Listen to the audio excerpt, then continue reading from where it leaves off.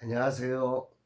변방 목사의 아침 묵상 2021년 8월 29일 주일 아침입니다. 거룩한 주일 아침에 주님을 향한 뜨거운 갈망으로 온전한 예배자가 되기를 소망하는 아침인 것 같습니다.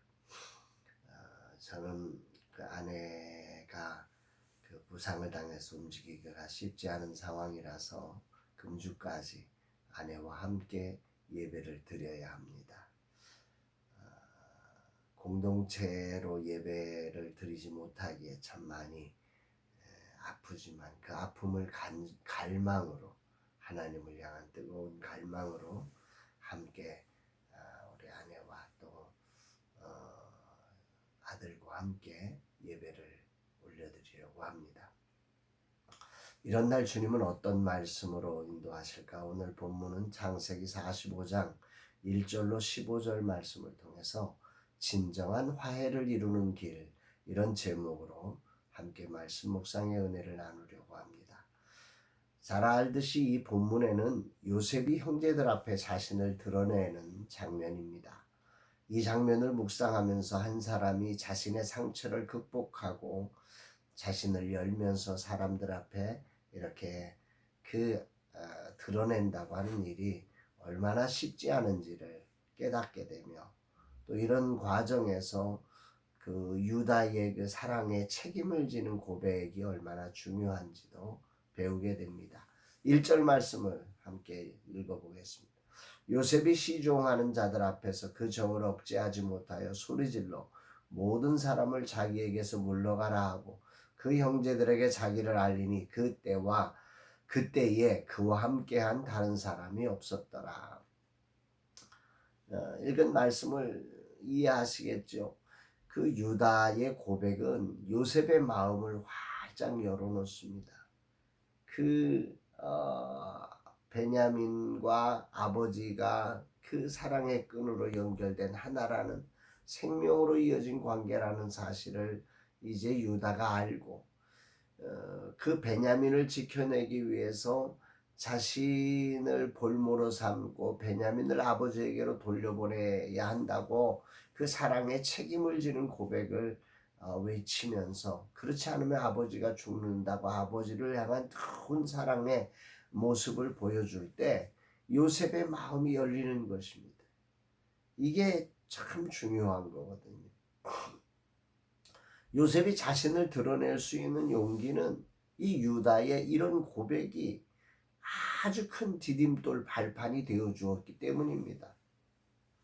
물론 유다의 이 고백만으로 요셉의 마음의 문이 열려서 이것을 하는 것은 아닙니다. 이미 하나님의 은혜가 요셉의 삶에 임했고 그 은혜로 인해서 요셉은 이제 그 형제들에게 그 사랑을 보여주고 싶고 그 하나님의 계획을 알려주고 싶습니다. 화해하고 싶은 마음이 가득한 거예요. 그럼에도 불구하고 이 유다의 고백이 있을 때 이 하나님의 은혜의 고백이 상처를 완전히 덮으면서 자연스럽게 화해를 만들어낼 수 있었다는 거죠. 문제는 인간은 완전하지 못하다는 것입니다. 요셉이 하나님의 놀라운 은혜 베푸심과 또 자신을 향하신 하나님의 사명을 깨달았어요.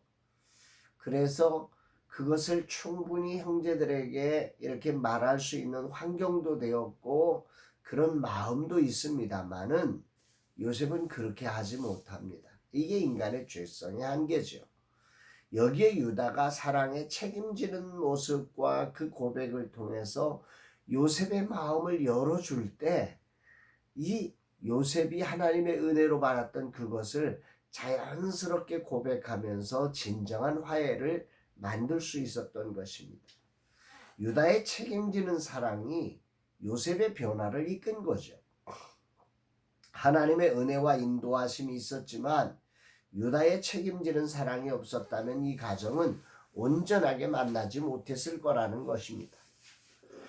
이것은 죄성을 가진 인간의 연약함 때문에 그런 거죠. 어쩌면 베냐민과 아버지만을 모시고 요셉이 살았거나 형제들을 모셔온다 해도 그 형제들과는 함께 만나지 않고 그렇게 서먹한 관계로 떨어진 관계로 살았을 수도 있습니다. 오늘날 이런 가정이 얼마나 많은지 모르죠. 온전한 회복을 이룰 수 있는 놀라운 은혜를 받았어요. 그런 환경이 되었음에도 불구하고 하고 싶은 마음이 있는데도 불구하고 그걸 못하고 있는 안타까운 가정들이 참으로 많습니다. 누군가 한 사람, 모두의 문제가 아니에요. 모두가가 아니에요. 하나님은 거기에 그런 공동체 속에 유다를 심어놓거든요. 그 유다의 역할이 필요로 한 거죠. 사람이 완전하지 못해서 한 사람이 다 하는 게 아니라는 거죠. 그 하나님의 각각의 그 은혜를 받은 사람들이 자기 역할을 감당해 갈 때 여기에 온전한 회복의 은혜가 임하는 것입니다. 오늘 말씀을 통해 진정한 화해에 필요한 것이 두 가지가 있다. 이런 생각을 하게 되죠. 하나는 아버지와 베냐민이 하나로 연결되었음을 알고 유다처럼 책임지는 사랑으로 그 변화된 사랑을 보여주어야 한다는 거죠. 하나님의 완전한 사랑을 알아 그 사랑에 반응해주는 사람이 필요한 이 촉매제죠. 촉매제. 문을 열어주는 촉매자가 필요한 거예요. 두 번째는 본문의 말씀처럼 하나님의 섭리와 사명을 깨달은 사람이 필요해요. 요셉이 하나님의 섭리와 사명을 알고 있는 거잖아요. 이게 중요한 게 5절로 8절 오늘의 아주 중요한 요절 말씀이죠. 같이 한번 읽겠습니다. 당신들이 나를 이곳에 팔았다고 해서 근심하지 마소서 한탄하지 마소서. 하나님이 생명을 구원하시려고 나를 당신들보다 먼저 보내셨나이다. 이 땅에 2년 동안 흉년이 들었으나 아직 5년은 밭가리도 못하고 추수도 못할지라 하나님이 큰 구원으로 당신들의 생명을 보존하고 당신들의 후손을 세상에 두시려고 나를 당신들보다 먼저 보내셨나니 그런즉 나를 이리로 보낸 이는 당신들이 아니요 하나님이시라. 하나님이 나를 바로에게 아버지로 삼으시고 그 온 집의 주로 삼으시며 애굽 온 땅의 통치자로 삼으셨나이다. 이 5절로 8절을 보면 세 번에 걸쳐서 요셉이 반복하는 내용이 나와요. 그게 뭐예요? 하나님이 생명을 구원하시려고 나를 당신들보다 먼저 보내셨나니. 또 뒤에 가보면 하나님이 큰 구원으로 당신들의 생명을 보존하고 당신들의 후손을 세상에 두시려고 나를 당신들보다 먼저 보내셨나니. 또 뒤에 보니까 나를 이리로 보낸 이는 당신들이 아니요 하나님이시라. 하나님이 주어가 되어서 이 모든 것을 이끄시는데 그게 뭐냐면 하나님의 섭리예요. 하나님의 섭리를 발견한 거예요. 요셉은. 하나님이 우리를 구원하시려고 우리의 생명을 구원하시려고 나를 형제들에 의해서 팔리게 하셨구나. 그리고 내가 오늘 이 자리에 있는 것은 이 생명을 구원하는 일을 하기 위한 사명 때문에 이 자리에 있구나. 이것을 요셉이 분명하게 발견하고 있다는 사실을 우리는 봐야 합니다. 무려 3번에 걸쳐서 이 사실을 반복하면서 요셉은 하나님의 섭리를 발견했고 그 섭리 안에서 자신의 사명을 알고 있는 자가 된 거죠. 진정한 화해는 그 유다의 그 촉진제 역할을 하는 그 역할과 그것도 사명을 아는 자가 그 촉진제를 통해서 그 사명을 이행할 수 있는 이런 마음의 열림이 함께 어우러질 때 진정한 화해, 행복한 공동체가 만들어진다고 하는 사실을 보게 됩니다. 진정한 화해를 이루는 기초는 언제나 하나님의 섭리, 하나님의 은혜로 말미암은 거죠. 인간은 인간의 힘으로 안 됩니다. 전적인 하나님의 은혜, 그 은혜 아래서 하나님의 섭리를 발견하고 하나님의 사명을 발견한 자가 있어야 되는 거죠. 그러나 그 한 사람만으로는 안 된다는 거죠. 그 사람이 역할을 할 수 있는 촉매제, 유다가 그 정말 사랑의 책임을 통해서 그 촉매제 역할을 함으로 말미암아서 그 섭리와 사명을 가지고 나오는, 그래서 진정한 화해가 이루어지는 이 사실을 우리가 생각해 보게 됩니다. 오늘 주님은 어떤 말씀을 저에게 하실까? 인생의 삶은 어느 한순간을 조각처럼 떼어내서 해석할 수 있는 게 아닙니다. 인간의 모든 삶은 연결되어져 있는 것입니다. 과거가 있어야 오늘이 있습니다. 오늘의 언어와 오늘의 생각과 오늘의 행동은 과거가 준 하나의 선물입니다. 또한 오늘이 있어야 내일이 오는 것입니다. 오늘이라는 시간을 덮어버리면 내일이라는 시간에 그 선물은 없는 것입니다. 오늘이 존재할 때 내일의 선물이 오는 거죠.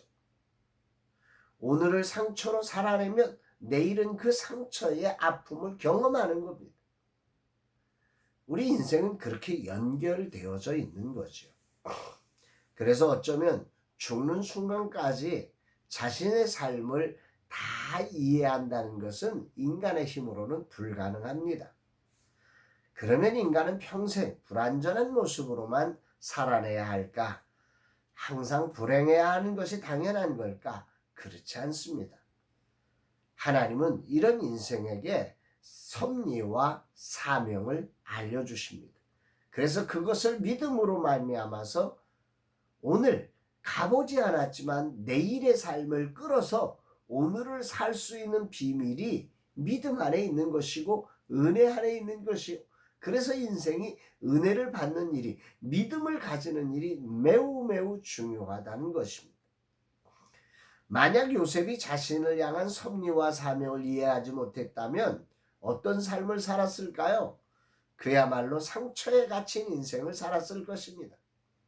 그는 그가 가진 지혜로 자신을 치부하는 수단을 만들었거나 또 그렇게 치부가 되어졌을 때, 부자가 되었을 때, 권력을 가졌을 때 그는 그 부요함과 권력을 가지고 다른 사람을 상처 주는 갑질하는 인생의 삶을 살아냈을 것입니다.